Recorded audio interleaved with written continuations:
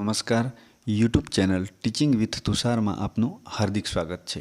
આજે આપણે ધોરણ 11નો પાઠ્યપુસ્તક જીસીઆરટી આધારિત ઇતિહાસના 1થી 40 પ્રશ્નોની અને એના ઉત્તરોની ચર્ચા કરવાના છીએ. તે પહેલાં જો તમે અમારી ચેનલની અંદર નવા હોય તો હમણાં જ અમારી ચેનલને સબસ્ક્રાઈબ કરો અને બેલ આઇકોન દબાવો, જેથી આવનાર તમામ વિડીયોની નોટિફિકેશન સૌથી પહેલાં તમને મળી જાય.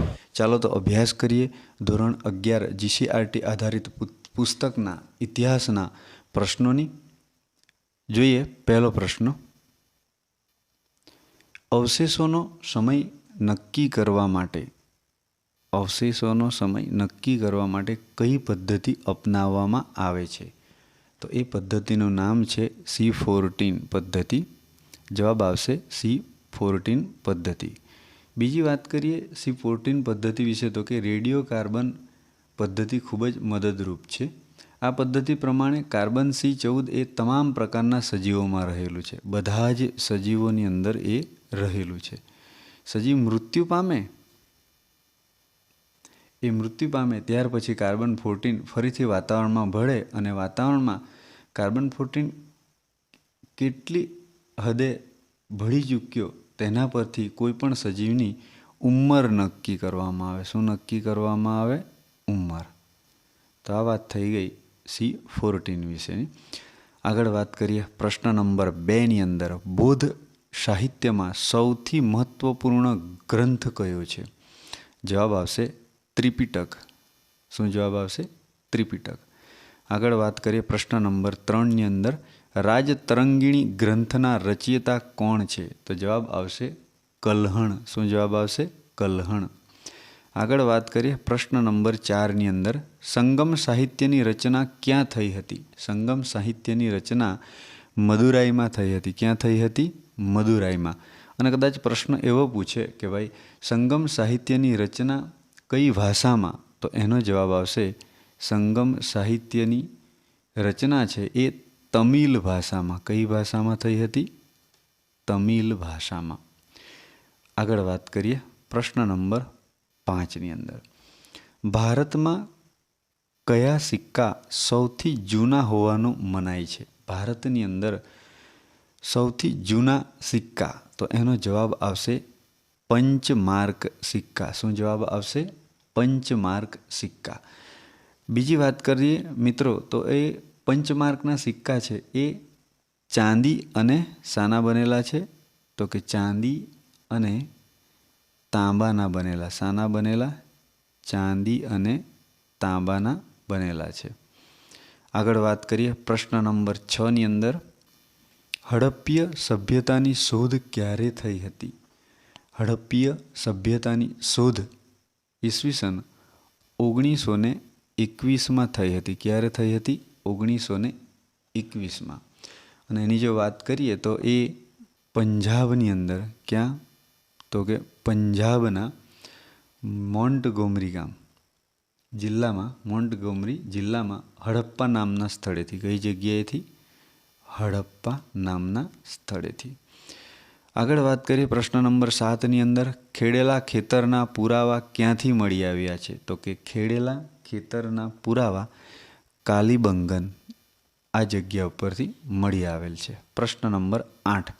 હડપ્પીય સભ્યતામાં સ્ટેડિયમના પુરાવા ક્યાંથી મળી આવ્યા છે? તો સ્ટેડિયમના પુરાવા આવશે ધોળાવીરા. શું આવશે જવાબ? ધોળાવીરા. નેક્સ્ટ પ્રશ્ન નંબર 9ની વાત કરીએ. હડપ્પીય સભ્યતાના લોકો કઈ ધાતુથી અજાણ હતા? મોસ્ટ ઇમ્પોર્ટન્ટ ક્વેશ્ચન છે. હડપ્પીય સભ્યતાના લોકો કઈ ધાતુથી અજાણ હતા? તો એનો જવાબ આવશે લોખંડ. શાનાથી અજાણ હતા? લોખંડથી. આગળ પ્રશ્ન નંબર 10ની અંદર. ધોળાવીરા ભારતના કયા રાજ્યમાં આવેલું પુરાતત્વીય સ્થળ છે? તો ધોળાવીરા એ ગુજરાત રાજ્યની અંદર આવેલ છે. કયા રાજ્યમાં? તો કે ગુજરાત રાજ્યમાં. ધોળાવીરા ભારતના કયા રાજ્યમાં? ગુજરાત રાજ્યમાં. આગળ વાત કરીએ પ્રશ્ન નંબર 11ની અંદર. ઋગ્વેદમાં કેટલા સૂક્તો આવેલા છે? ઋગ્વેદની અંદર કેટલા સૂક્તો આવેલા છે? પ્રશ્નનો જવાબ આવશે 1028, એટલે કે 1028. આગળ પ્રશ્ન નંબર 12ની અંદર. આર્ય ભારતમાં સૌપ્રથમ કયા પ્રદેશમાં રહેતા હતા? તો એ સપ્ત સિંધુ. કયા પ્રદેશની અંદર? સપ્ત સિંધુ જવાબ આવશે. આગળનો પ્રશ્ન 13. આર્યોનું મૂળ વતન કયું હોવાનું મનાય છે? તો કે આર્યોનું મૂળ વતન યુરેશિયા. ક્યાંનું હોવાનું મનાય? યુરેશિયા જવાબ આવશે. આગળ 14મો પ્રશ્ન. કયા વેદમાં આર્ય અને અનાર્ય સંસ્કૃતિનો સમન્વય જોવા મળે છે? જવાબ આવશે અથર્વવેદ. શું જવાબ આવશે? અથર્વવેદ. આગળ વાત કરીએ પ્રશ્ન નંબર 15ની અંદર. ઋગ્વેદમાં દર્શાવેલ સપ્ત સિંધુ પ્રદેશ વર્તમાન ભારતનો કયો પ્રદેશ હોવાનો સવિશેષ સંભવ છે? એટલે ઋગ્વેદની અંદર જે સપ્ત સિંધુ પ્રદેશ છે એ વર્તમાન ભારતનો કયો પ્રદેશ હોવાનો સવિશેષ સંભવ છે? જવાબ આવશે પંજાબની અંદર. ક્યાં જવાબ આવશે? પંજાબ. આગળ વાત કરીએ પ્રશ્ન નંબર 16ની. મુખ્ય ઉપનિષદોની સંખ્યા કેટલી છે? તો મુખ્ય ઉપનિષદોની સંખ્યા આવશે જવાબ 11. નેક્સ્ટ પ્રશ્ન 17. પદ્ય સ્વરૂપે રચાયેલ ઉપનિષદનું નામ આપો. એનો જવાબ આવશે કેનોપનિષદ. કેનોપનિષદ. 18. ષડદર્શન એટલે શું? ષડદર્શન એટલે શું? એનો જવાબ આવશે છ દર્શન. શું જવાબ આવશે? છ દર્શન. પ્રશ્ન નંબર 19. સાંખ્ય દર્શનના રચયિતા કોણ ગણાય છે? સાંખ્ય દર્શનના રચયિતા જવાબ આવશે મહર્ષિ કપિલ. શું જવાબ આવશે? મહર્ષિ કપિલ. આગળ વાત કરીએ પ્રશ્ન નંબર 20ની અંદર.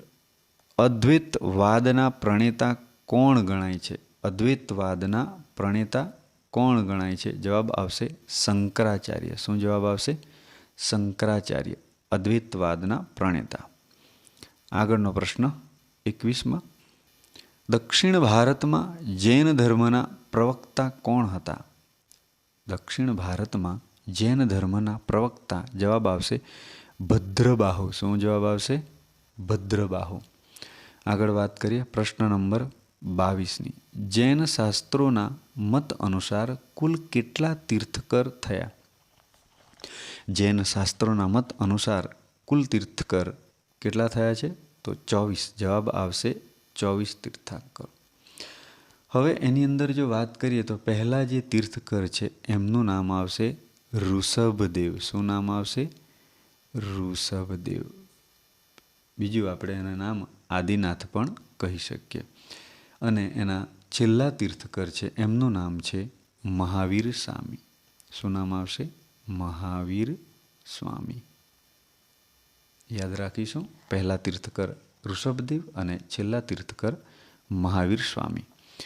આગળ વાત કરીએ પ્રશ્ન નંબર 23ની અંદર. મહાવીર સ્વામીએ કઈ ભાષામાં લોકોને ઉપદેશ આપ્યો?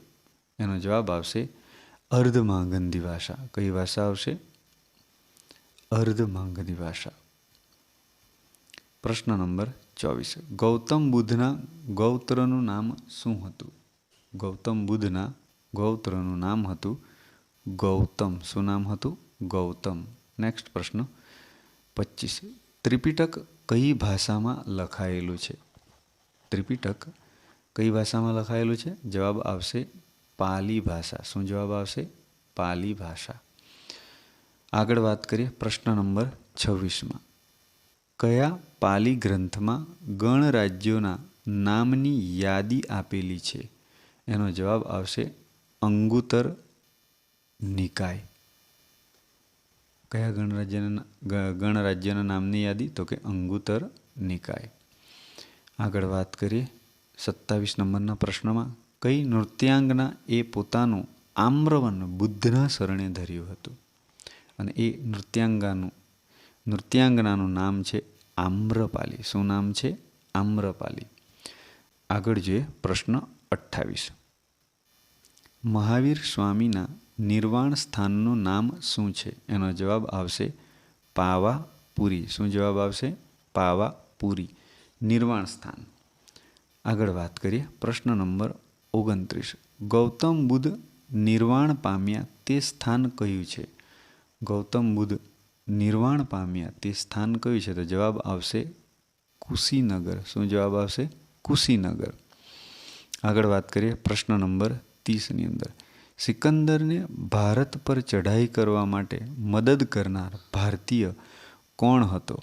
સિકંદરને ભારત પર ચઢાઈ કરવા માટે મદદ કરનાર ભારતીય હતા આંભીકુમાર. શું નામ હતું? આંભીકુમાર. આગળ વાત કરીએ પ્રશ્ન નંબર 31. અશોકના શિલાલેખો કઈ લિપિમાં જોવા મળે છે? તો કે અશોકના શિલાલેખો એ ખરોષ્ઠી કઈ લિપિમાં? ખરોષ્ઠી લિપિમાં જોવા મળે છે. હવે વાત કરીએ પ્રશ્ન નંબર 32ની અંદર. અશોકનું હૃદય પરિવર્તન કયા યુદ્ધથી થયું? અશોકનું હૃદય પરિવર્તન કલિંગના યુદ્ધથી થયું. કયા યુદ્ધથી થયું? કલિંગના યુદ્ધથી. કારણ કે આ યુદ્ધમાં આશરે 1,00,000 માણસો, કેટલા માણસો? તો કે 1,00,000 જેટલા માણસો છે એ મૃત્યુ પામ્યા હતા અને 1,50,000 જેટલા માણસો, કેટલા? તો કે 1,50,000 જેટલા માણસો ઘાયલ થયા અને કેદ પકડાયા. આવા ભયંકર માનવ સંહારને અંતે એનું હૃદય પરિવર્તન થાય છે. કોનું? તો કે અશોકનું હૃદય પરિવર્તન થયું. આગળ વાત કરીએ પ્રશ્ન નંબર 33ની અંદર. અર્થશાસ્ત્રના રચયિતા કોણ છે? જવાબ આવશે એ ચાણક્ય. શું જવાબ આવશે? અર્થશાસ્ત્રના રચયિતા ચાણક્ય. આગળ વાત કરીએ પ્રશ્ન નંબર 34ની અંદર. મેગેસ્થનીસ કયા દેશના રાજદૂત હતા? મેગેસ્થનીસ કયા દેશના રાજદૂત હતા? જવાબ આવશે ગ્રીક. કયા દેશના રાજદૂત હતા? ગ્રીકના. ચાલો આગળ જોઈએ હવે પ્રશ્ન નંબર 35. ચંદ્રગુપ્ત મૌર્ય સાથે પરણાવાયેલી ગ્રીક કન્યા હેલન કોની પુત્રી હતી? એનો જવાબ આવશે સેલ્યુકસ. કોની પુત્રી હતી? સેલ્યુકસની. આગળ જોઈએ પ્રશ્ન નંબર 36ની અંદર. મૌર્ય સામ્રાજ્ય બાદ કયા વંશની સત્તા સ્થપાઈ હતી? મૌર્ય સામ્રાજ્ય બાદ કયા વંશની સત્તા સ્થપાઈ હતી? એનો જવાબ આવશે શુંગ વંશ. કોની સત્તા સ્થપાઈ હતી? તો કે શુંગ વંશની. મિત્રો, શુંગ વંશની થોડી વાત કરી લઈએ તો એનો જે સ્થાપક હતો એ સ્થાપકનું નામ હતું પુષ્યમિત્ર. શું નામ હતું? પુષ્યમિત્ર. એનો સ્થાપક પુષ્યમિત્ર શુંગ. બીજી વાત કરીએ અને એનો અંતિમ રાજાની વાત કરીએ તો એ આવશે દેવભૂમિ. શુંગ વંશનો અંતિમ રાજા દેવભૂમિ. આગળ વાત કરીએ 37 પ્રશ્ન. સંગમ સાહિત્યની ભાષા કઈ હતી? તો કે સંગમ સાહિત્યની ભાષા હતી તમિલ ભાષા. સંગમ સાહિત્યની ભાષા તમિલ ભાષા. પ્રશ્ન નંબર 38. હવે સંગમ સાહિત્યમાં થોડી ચર્ચા કરી લઈએ તો કે સંગમ સાહિત્ય છે એ સંગમ સાહિત્ય દક્ષિણ ભારતનો ઇતિહાસ જાણવાનું એક આધારભૂત અને વિશ્વસનીય સાધન છે.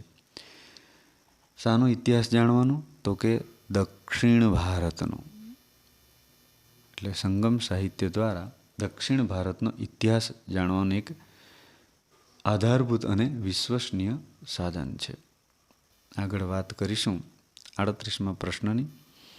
કયા સ્થળેથી રોમ સાથેના ભારતીય વેપારના પુરાવા પ્રાપ્ત થયા છે? તો એનો જવાબ આવશે અરિકામેડુ. શું જવાબ આવશે? અરિકામેડુ. આગળ વાત કરીએ પ્રશ્ન નંબર 39. મિલિન પાન્હો ગ્રંથ કયા રાજા સાથે સંકળાયેલ છે? મિલિન પાન્હો ગ્રંથ કયા રાજા સાથે સંકળાયેલ છે? જવાબ આવશે મિનેન્ડર. શું જવાબ આવશે? મિનેન્ડર. અહીં આપણે યાદ રાખીશું મ પરથી મિલિન પાન્હો અને મ પરથી મિનેન્ડર. મિલિન પાન્હો અને મિનેન્ડર. વાત કરીએ આ મિનેન્ડરની તો કે યુથિડેમસ વંશના મિનેન્ડર હતો એ મિનેન્ડર યુથિડેમસ એટલે એનું વંશનું કદાચ પૂછે તો આપણને ધ્યાન રહેવું જોઈએ કે યુથિડેમસ વંશના ભારતીય ગ્રીક શાસકોમાં મિનેન્ડર સૌથી મહાન શાસક હતો. વાત કરીએ પ્રજાની તો પ્રજા તેને ઈશ્વરની જેમ પૂજતી હતી. આગળ વાત કરીએ આપણો છેલ્લો પ્રશ્ન 40 નંબરનો. કૌરવ પાંડવ યુદ્ધ વર્ણવતા ગ્રંથ મહાભારતનું મૂળ નામ શું હતું?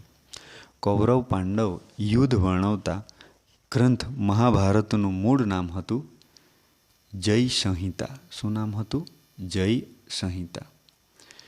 તો આ પ્રમાણે આજે ઇતિહાસના ધોરણ 11ના પાઠ્યપુસ્તક GCRT આધારિત આપણે 1 થી 40 પ્રશ્નો અને તેના જવાબોની ચર્ચા કરી, અભ્યાસ કર્યો. તો આવી જ માહિતી મેળવવા માટે અમારી સાથે જોડાયેલા રહો. જો તમને અમારો વિડીયો ગમ્યો હોય તો અમારી ચેનલને સબસ્ક્રાઈબ કરો, વિડીયોને લાઈક કરો, મિત્રોને શેર કરો. નવા વિડીયોમાં ફરી મળીશું. ત્યાં સુધી જય હિન્દ, વંદે માતરમ, ભારત માતા કી જય.